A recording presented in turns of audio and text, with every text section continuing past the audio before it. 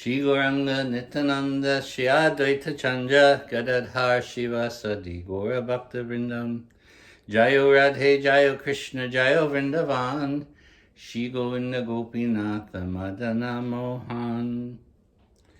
Reading the Jaiva Dharma of BhaktiVinode Thakura, Chapter 22, the Prayojana, that is the ultimate goal of one's devotion. We've been hearing about the paths of Vaidhi Bhakti and Raganuga Bhakti, but what is the goal of all of that? So it's interesting because Ekadasi is tomorrow and the chapter opens up. It was Ekadasi. The Vaishnavas were sitting on the platform under the Bakul tree in Shiva Sangam doing kirtan. O Gauranga, O Nityananda, they would chant. The old Babaji was stunned, absorbed in some bhav. After a long time, he said while weeping, "Oh, this is unfortunate. Where is Rup? Where is Sanatan? Where is Das Goswami? Where is Krishnadas Kaviraj, the brother of my life? Separated from them, I am all alone. I am not feeling well. I have difficulty remembering my Radhakund. My life is departing. O Rup and Raghunath, show yourselves to me. Save my life. I remain alive in separation from you. My life is cursed." Saying this, he rolled in the dust of the yard. All the Vaishnavas said, "Oh, Babaji, be steady. Rup and Raghunath are in your heart. Chaitanya and Nityananda, they're dancing in front of you." Saying, Where? Babaji jumped up, and then seeing the deities of Panchatattva in front of him, his lamentation completely vanished. He said, "Oh, Mayapur is fortunate. The lamentation of Braj is removed only in Mayapur." Saying this, while dancing, he entered his kutir. So the Babaji was feeling great emotion in thinking of all the associates of Sri Chaitanya Mahaprabhu and Lord Nityananda. And sometimes the Vaishnava will feel the longing of separation. Where have they gone? Have they left me here all alone now? So he was feeling that kind of mood. But then, of course, the devotees assisted him in realizing that the devotees are always in your heart. The eternal devotees are there with you, guiding you. And the Panchatattva deities, Radha Krishna, they're there in front. So he was thinking, oh, actually they're my saving grace. I'm living here in Mayapur, and Mayapur is giving relief in my remembrance of Braj also. So at that time, Vijay Kumar and Bhajanath arrived, and they offered respects. Seeing them, the old Babaji was overjoyed. He said, "How is your bhajan progressing?" He had given them guidance in their own spiritual practice, so now he inquired naturally, "How is it going? How is your spiritual practice going?" And with folded hands and humility, the two disciples said, "Oh, Prabhu, your mercy is everything to us. We have done piles of sukriti to attain your lotus feet so easily. Today on Ekadasi, following your order, we are fasting, even without water, Nirjala Ekadasi, without water, and having come to see you." So they're thinking, how fortunate we are. We must have amassed great amounts of sukriti, spiritual pious activities in the past, that so easily we have come to your lotus feet. It was like we were directly guided there. It must have been some good fortune. Babaji said, "Oh, you are fortunate, and you will attain the state of bhav, Krishna's spiritual emotion, very quickly." Vijay Kumar asked, "Oh, Prabhu, what is bhav? You have not taught us what bhav is." Babaji said, "Everything I have taught till now was in the category of sadhana, or practice. Performing sadhana, one attains a state of perfection. So naturally, when you do something, there is a goal to obtain. Sadhana is a practice to obtain a goal. That goal is the state of perfection, spiritual perfection. And that initial stage of perfection is called Bhav. The 10th and final Dasa Mula truth is described in this way. When the Jiva is situated in his own Swarup, that is spiritual identity, as sadhana bhakti matures, Bhav arises in Madhurya Rasas by the strength of the Hladini Shakti. A Bhav, following the associates of Radha and Krishna in Braj, arises in his heart.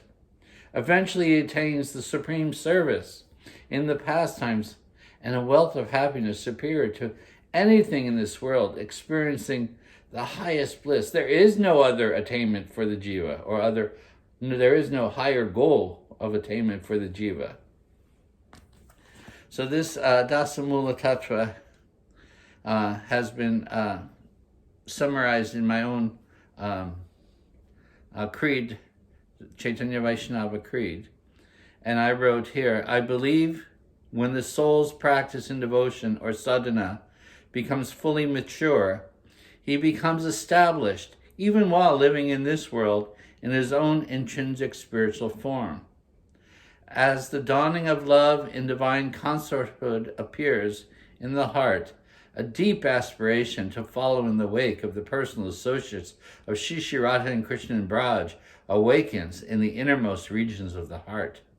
Gradually, as his heart is captured by the blissful state of divine love, he becomes overpowered with divine joy, having entered into the reality of his own personal service with that Lord of sweetness, Shri Krishna. For the Jiva, there is no greater gain than this. Let me explain this verse. When the Jiva is situated in his Swarup, that is, when he begins to experience the true nature of the self and his relationship with the divine couple, and as his practice, sadhana bhakti, matures, within his heart, spiritual emotions arise in that Madhurya Ras, by the strength and the mercy of the Hladini Shakti. The Hladini Shakti is Radharani. It is by her mercy that we actually achieve our spiritual perfection. Without Radharani's mercy, it will not be possible to achieve our spiritual perfection. We need her mercy. By the strength of the Hladini Shakti, by the strength of the potency of Srimati Radharani's bliss-giving potency, she's the one who gives happiness to Krishna, Hladini Shakti. Then within us the perfection arises.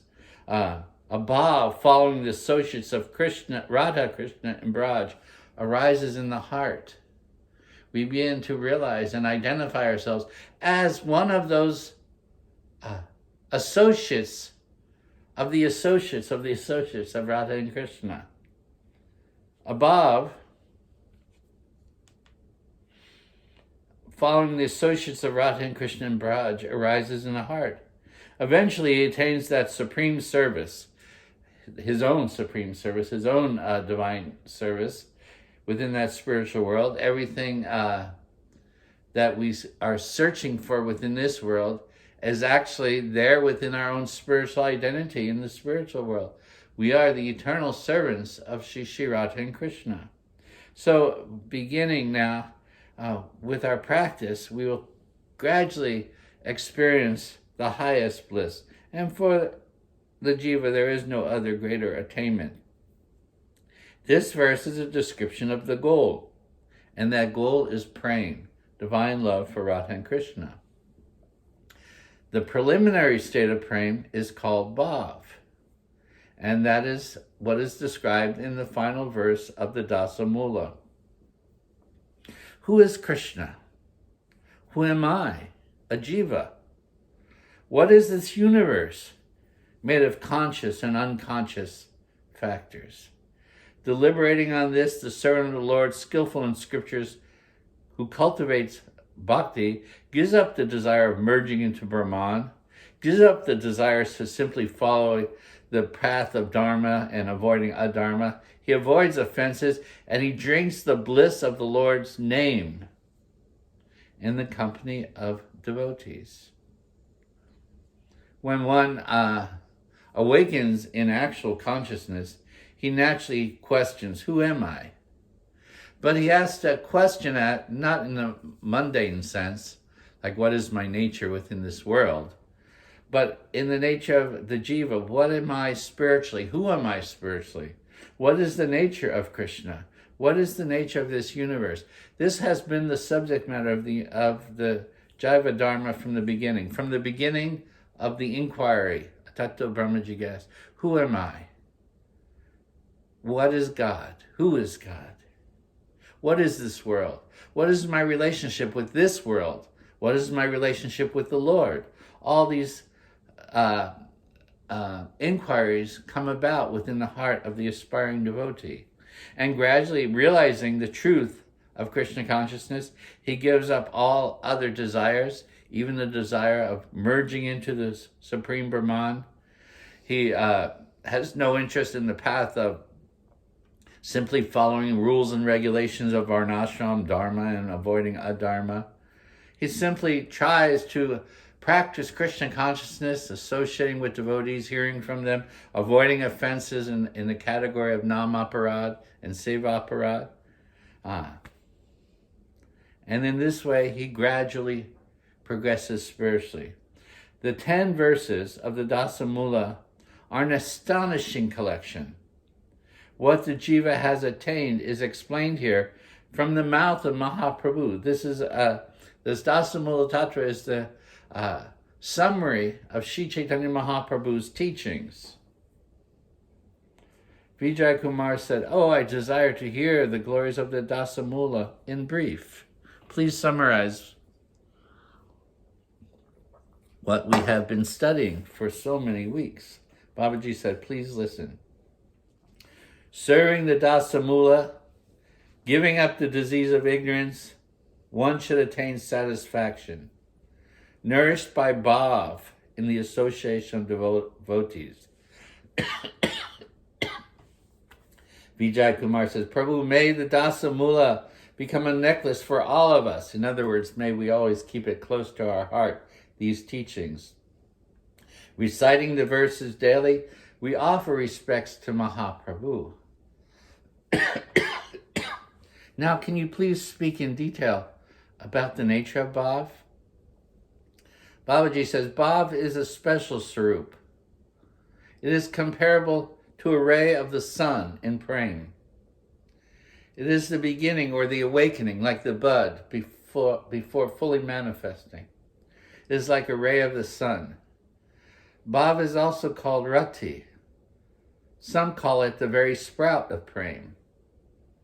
When Hladini function combines with the samvit, its essence is bhav. Hladini, again, refers to the joy potency, the ecstasy of the soul. But it comes from Srimati Radharani's, who gives ecstasy or pleasure to Krishna. But that principle of Hladini combines with what is called samvit, which is consciousness. We're conscious beings. And what are we actually searching for? We're searching for happiness. There's no other search, really, for the conscious being. He's always searching. I mean, even the sprouting flower searches for the sun. That's the happiness of the flower. It searches. We're fully conscious human beings, and we have a search for happiness, but we understand that the real happiness lies within the divine.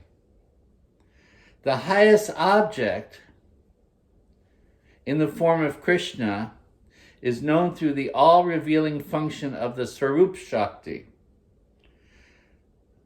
When awakening of consciousness takes place, it is the combination of various Shaktis, the potency of Srimati Radharani, the nature of our own conscious being. All of this manifests into a realization of our relationship with Krishna.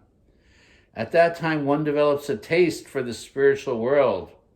When the essence of the Hladini Shakti mixes with the awareness of the spiritual world, samvit, as we become aware of the truth of Krishna consciousness, as we become aware of the nature of the spiritual world and the relationships of that divine place, as we were discussing previously in the study of various literatures of the Goswamis and so forth, we come to know what is the place of Krishna, what is Braj.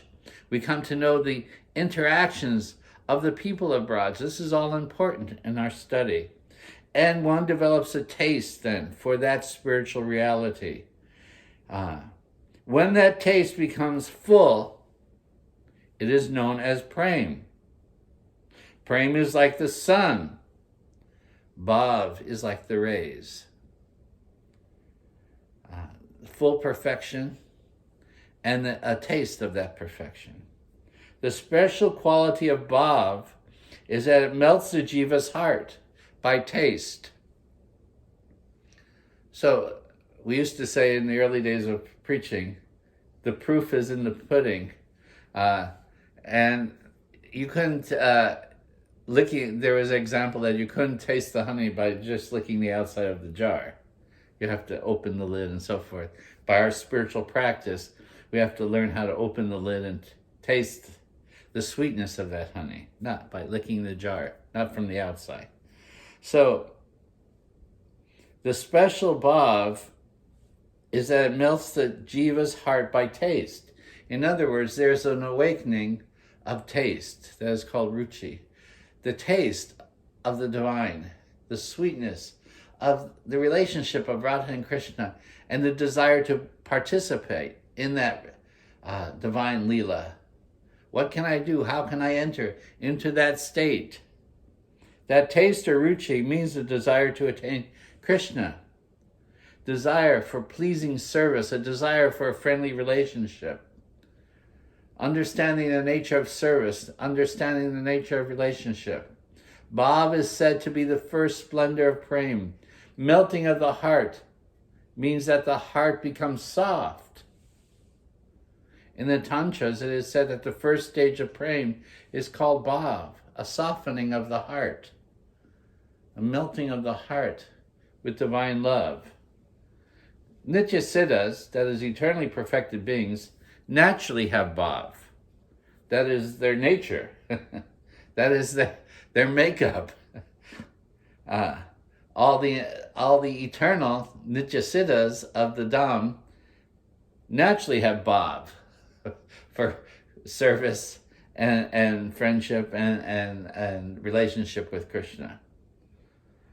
When bhav appears within the conditioned soul, the jiva, within this world, it manifests first in a mental function and then becomes the very function themselves.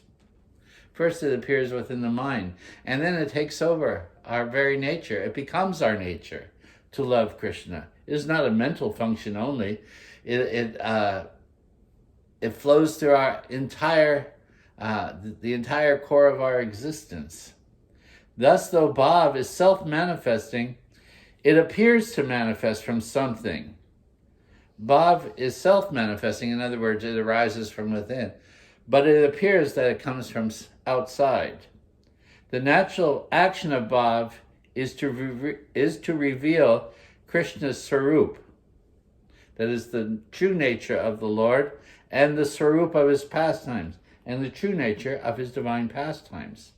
When Krishna and his pastimes manifest first in the mental function, they seem to manifest from outside knowledge. We hear something, okay, we bring it into our mind, we digest it with our intellect and so forth. So it appears that it's coming from the outside. But actually what it is doing is stimulating that function to awaken within us. Rati is actually the sarup of taste itself. However, for the bound jiva, it functions as the cause of tasting Krishna and his pastimes. It is the very essence of our existence, the ability to taste Krishna, the sweetness of Krishna prem, and all the pastimes that are part of that experience. Because when you talk about love, then there's an exchange of love through various pastimes. How is that enacted within the divine realm? Brajanath says, does bhav have various types? And Babaji says, yes. There are differences according to its origin. Bhav arising from absorption in sadhana, and bhav arising from the mercy of Krishna and the devotees. Different ways to gain that. One is through sadhana, one is directly from the mercy of Krishna, or through one of his great devotees. That mercy from sadhana is what is generally seen. Bhav arising from mercy is rare. In other words, don't depend on the mercy, but depend on your actions to achieve that. That's your obligation. You have an obligation. You don't think, okay, the Guru will do it for me. You think, no, Guru has given me instructions. It's like, should I present you with a whole meal already cooked? I cooked it and everything. Or if I give you the ingredients, you should cook it and then maybe offer it back too. So the idea is that bhav is the practice that is given. The sadhana that is given, and that is then practiced, and then it is received in the full manifestation of bhav, natural love. So Babaji continues to say there are two types of bhav. One arises from Vaidhi sadhana, the other arises from Raganuga sadhana. Bhav arising from sadhana gives rise to ruchi, then a shakti for Krishna, finally to rati and bhav. So there are stages. In bhav arising from Vaidhi bhakti, faith gives rise to nishta. That is steadiness. Nishta produces ruchi, a taste, and in bhav arising from Raganuga, suddenly ruchi arises. Suddenly we're realizing, oh, what a wonderful thing. I'm tasting the sweetness of Krishna.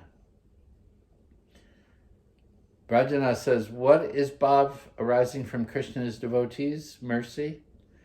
Babaji says, bhav which suddenly arises without what appears to be any type of vaidhi or sadhana, then somehow or other that rare person awakens with love for Krishna, sometimes within this world, someone, great devotee, manifests within this world, and at a certain stage in his life, he's fully absorbed in Krishna. Well, that is rare. That is mercy arising from Krishna or his devotee. During the Avatar Mahaprabhu, one would see this. Many people manifested bhav just by seeing Sri Chaitanya Mahaprabhu. They would see him walking on the road, dancing, and something would happen. In great devotees, that also happens. You see a great devotee. But those circumstances are rare. Jaga and Madai awakened their bhav because of Mahaprabhu's words. He chastised them. Jiva Goswami had bhav arising from the mercy in the heart. The Goswamis, somehow or other, their bhav would arise within their heart. Jiva Goswami is the example. What is that bhav arising from the mercy of devotees? Brajanath asks. Well, you see it within the Shastra, Babaji says. By the mercy of Narada Muni, for instance, Dhruva Maharaj, Prahlad Maharaj, they manifested auspicious desires. And recently, by the mercy of Rupa or Sanatan, many people developed a desire for bhakti. A powerful devotee, will say, even like Srila Prabhupada, had that power to awaken within persons the desire for acting in Krishna consciousness. When bhav appears in the heart, the attraction for the spiritual world becomes strong. And that means natural detachment from the world. The world loses its interest, and everything you aspire for is the attainment of that spiritual world. The attraction for the material world decreases and almost disappears. This is the natural detachment of a devotee. He has no aspiration for the world because his taste has awakened for attaining Krishna. Vijay says, what is that attachment to topics about the Lord? To hear about Krishna, Babaji says. That youthful Krishna with the qualities of Cupid, the transcendental Cupid, Kamadev, who is extremely sweet, but extremely fickle, who has stolen my heart. What should I do? No matter how much one hears or speaks about topics of Krishna's qualities, the desire to hear and speak does not diminish but increases. We want to hear more and more about Krishna. That is taste. That I hear something, I want to know more. I cannot give it up. I never become satiate, never become full, like eating a good meal. I can't stop. That is called greed. Remember, loyam. That greed, that desire. A greedy person may desire more and more. It can't stop eating. So the devotee can't stop hearing about Krishna. Some persons, even without performing sadhana, manifest bhav suddenly. One must understand, therefore, that in previous life, he must have practiced well. Because of obstacles, maybe the result did not appear previously. But when the obstacles have been removed, suddenly the result manifests within this world. A great devotee may awaken suddenly. It's because of practice of the past. When excellent bhav suddenly appears, it astonishes everyone. One should understand that it has arisen by the mercy of Krishna. If one sees a slight material tendency, which we would call a sin or something, in the character of a person who has bhav, one should not disrespect him or hate him, since that person who has manifested bhav has been successful in all respects. Sometimes something may be there, a slight, what we would call a spot on the moon. That's insignificant to the illumination of the moon itself. Commission of sin is not possible within the devotee who has attained bhav. When one sees this, one should think, if Mahapurusha devotee by chance commits what we call a sin, it will not be long lasting. One should think like that. Or with the appearance of bhav, the trace maybe of a previous sin will take some time to be destroyed. It may appear, but it will also disappear, because the true nature of that devotee is his bhav. So we cannot criticize an insignificant deterrent that may appear within him or appear as a deterrent. One doesn't know. There's a cleansing process taking place. Quickly it will be destroyed, the devotee should think. Thinking in this way, the devotee should not see any fault within the devotee. If one sees a fault, then he is committing a nam aparad. And in the Nishinga Purana it is written, a person who is dedicated completely to the Lord, although he may show externally some serious contamination, but internally he is always pure with love for Krishna.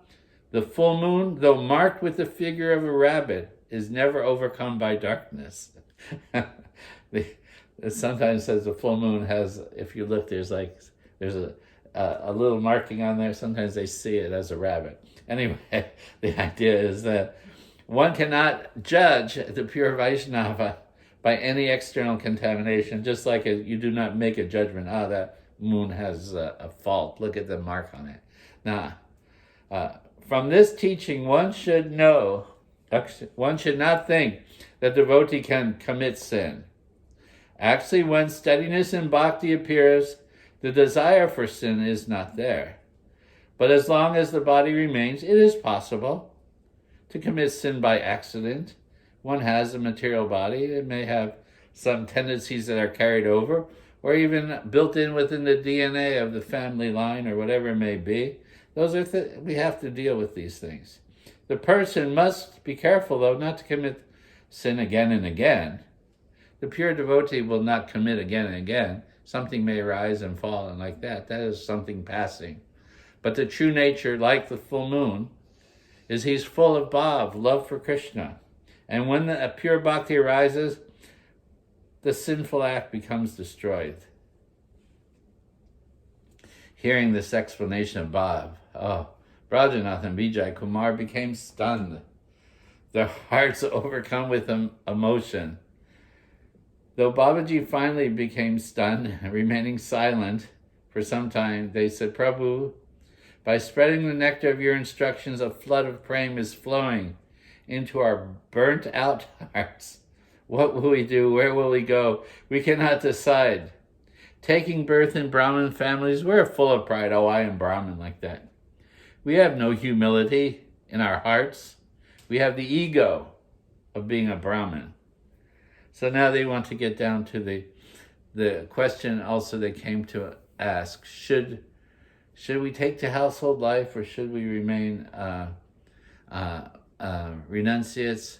We don't know. We decided that we should ask you. We're being pressured by our family. If you remember, we were reading that we're being pressured by our family that should marry and so forth. But we don't know what to do. The hope attaining bhav appears to be a little distant for us.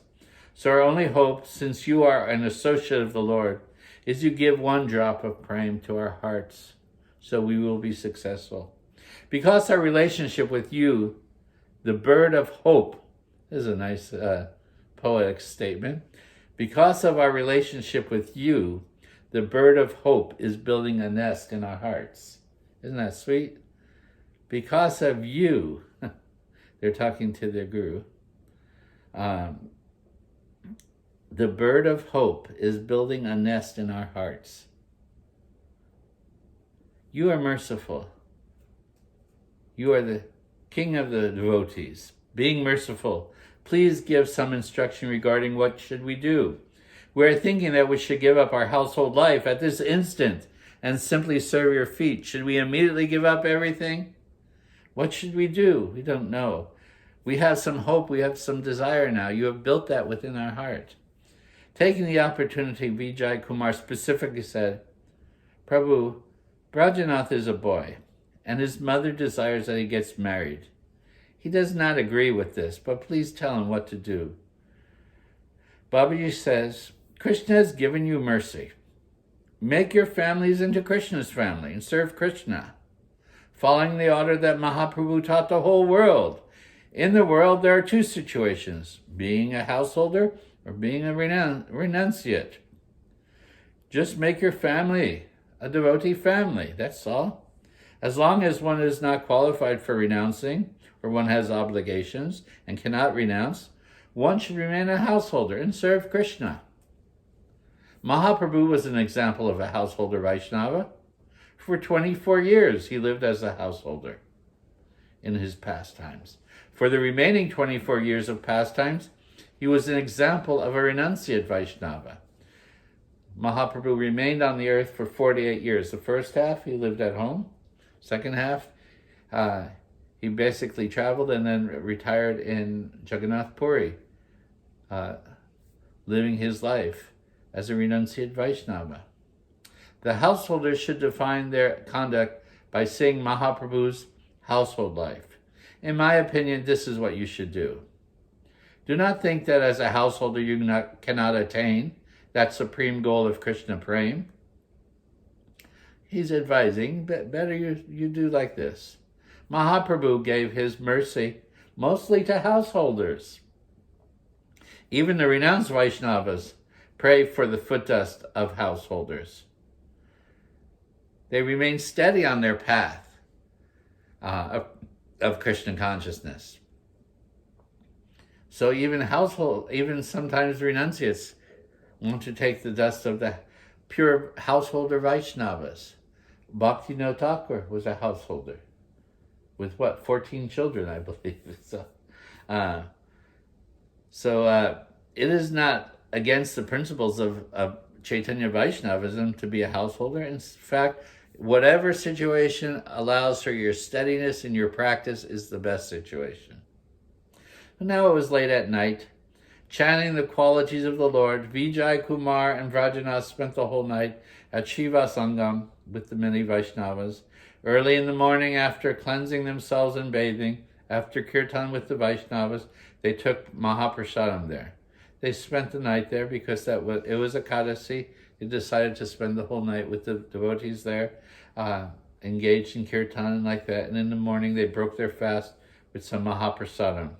Then in the afternoon, they slowly proceeded home to Bilba Pushkarni.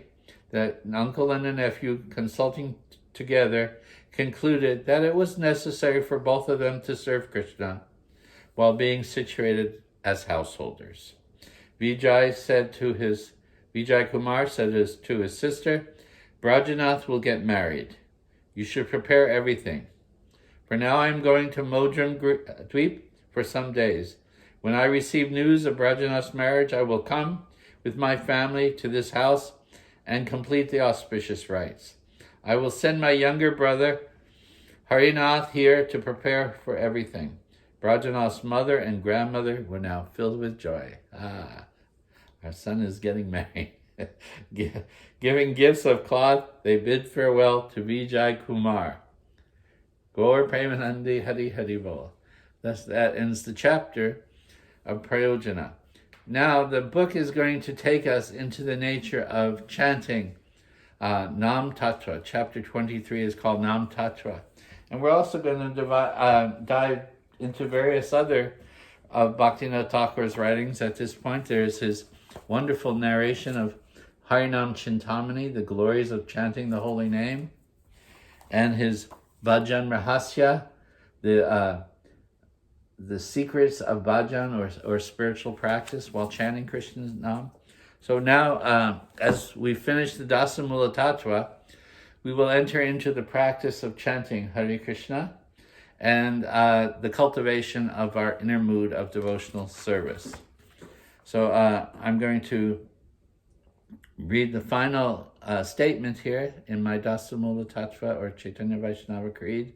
Mahaprabhu, Shri Krishna Chaitanya, the combined form of Shri Radha and Krishna, descended to this world during this darkened age of Kali to taste as well as to distribute the nectar of divine love.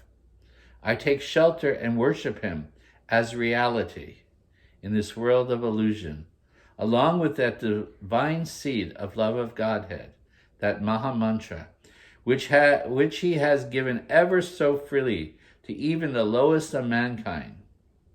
I worship the holy name. Hare Krishna, Krishna Krishna, Hare Hare, Hare Rama, Rama Rama, Hare Hare. Along with these 10 truths that were delivered to this world by him, Sri Chaitanya Mahaprabhu, and spread throughout the globe by his loving servitors, whom I also worship. Jai Gaur Premanandi Hari Bol, Shri Radhe Shyam.